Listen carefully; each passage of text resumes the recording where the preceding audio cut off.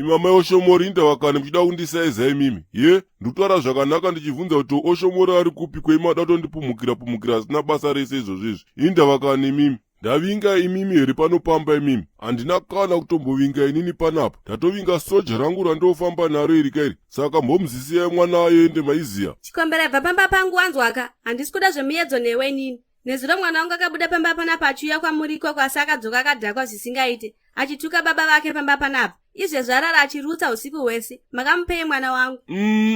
Ipapo ndinganyepa hangu gulezika. Handitozoziwa ipapo nekuti inini kandakaparadzana nemukomana nezuro kuma7 maiziya. Kwanga kwatoti nzvanzva. Saka zvaakazosara kuita mberika. Aiwa haina handingaziziye ndingatokunyeperai zvenyu.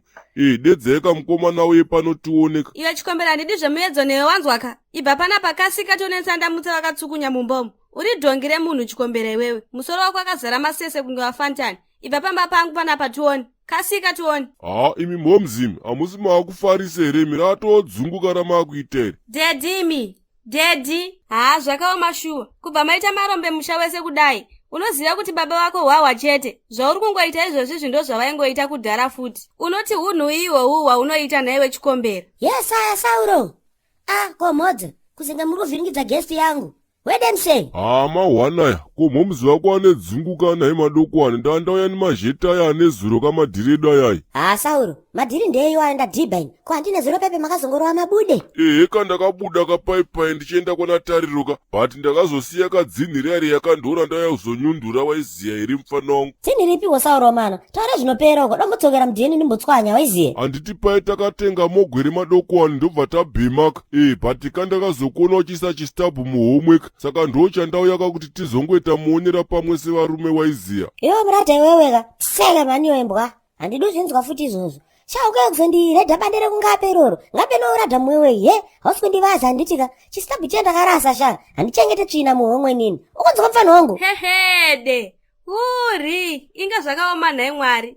Nhamo ine nharo shuwa. Zvazvakatooma nhaimi. Saka murume mukuru akaita sevatori nerasta ramera maruwa ndiwo afumira kubva kuzasi uko. Kuya kuzobvunza stabhu yakasara muhomwe maOshomole. Inga nhamo ine nharo shuwa nhaimi. Kufunga kuti baba vako vaive chireshi chaicho. Kutozonziwa hwahwa cheteko kwanditi yaive nyaya yekugara vakadhakwa. Apa vaivewo nezvirasta zvine tsvina kunge zvako izvozvizvi. Momzimi indavakani mine dzungu imimi ye. Mungandienzanise nedharikenyi rangu indavakani muchipenga imimi.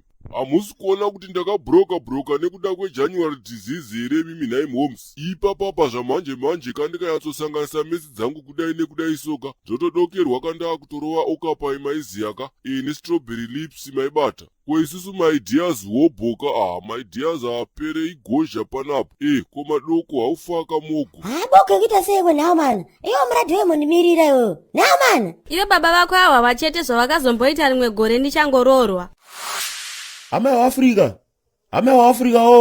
uya kunozwe kayo shamwariwe. Cheso ratora pokari. Warume soka. Cheso rinozhinda warume. Idi hwi. Chiko naishewe. Ndadzwa noizi neuko chiko chiri kumboitika. Asi kuzwa bakani naiwe. Handi ndikutetekera radio 2 here. Cheso raita number 1 pokari ku top 50. Warume soka. Ini munhu anoshora cheso anondishungurudza ino warume. Munhu akangoshora cheso ndiripo chete ndomupunzumura ini. Zvababa Africa vakomana. Ndeipiko yaita number 1 yachona naye baba Africa. Iyeyo kuti kwai dorori kuri kudorori tororo dorori kuri kudorori tororo dorori kuri ingoda mukadzi wangu. Gogogoi pamusha pakatsukunya panapa gogogoi. Hodi pano. Mbanuyo. Security makawe waripi? Kupoiriwa kwako munhu apinda sewe. Security makawe. Sorry bosika. Ndangoti tidongorera katsuruka ndona chika chidamudzana nemubanu mukamu. Kuzocheka kudaiso ndana dasura iratopinda muno muAfrica house kare. Ine hai state house kaiwe. Inzwanzere naiwe hwahwa chete. Inoika inonzi Africa house. It's bigger than state house. Dzokera tuone. Ndezvo ndaida chaizvezvi. Munhu ano action. Chichireka gawe. Right. Iwe hwahwa chete kudai pamba pangu panapa. Ko chiko nhaisawira wangu Ingilbert. Chiko newe nhaiwe ndakanyatsokutadzireiko. Ndapfuuroka ndikati ndidongorere sawira wangu ka. Handiti wazvinzwa here kuti kune hwematanda kakwamadanda uko. Saka ndangotiregedza ndidarike ndichitora kasawira wangu tiende tinohusvura kakwamadanda uko. Kuenda kuhwaho matanda kuti ndopenga chere nini. Kuti kambushiwepo tikabhombiwa unozotodini. Aiwawo. Kuboma kwekuita seko nhaiwe katsukunya ukwane wanzwa asi unopenga kani. Ko ndazombokuudzeko nhaisahwira. Ko iye mwanangu chikombera aenda kakunovhima. Atozobata katsuro mbiri ene ndiri kuita kufara zvisingaite. Kuzoti paanokura anotobata nzou akauya nayo. Mwana wepuraimari kubata tsuro mbiri chaiyo. Aiwa ndiri kuita kufara zvisingaite. Nonsense dzari kutaura idzi. Uri kumboziva here kuti munhu wataura naye mukuru sei? Newe wachita chete. Chinyepeyo gawa chisi kuziwaba. Shamwari, ukubvera nokuti kwa chimwana chako chiribe manoba chikombera chabata tsuro. Isongo mimbe uri kuona yakatakurwa naadzimai wangu ika. Ichasunungura Afrika yese bakani. Panenge pakugadhwa futi panapa next year. Ai! Dadimi, akika futi Afrika. Uyai kani? Chienda varume. Ndakuda kumboimbira mwana wangu ari mudumbu kamboko chirungu kokuti dobiri. Munochiziva chiri chirungu imimi.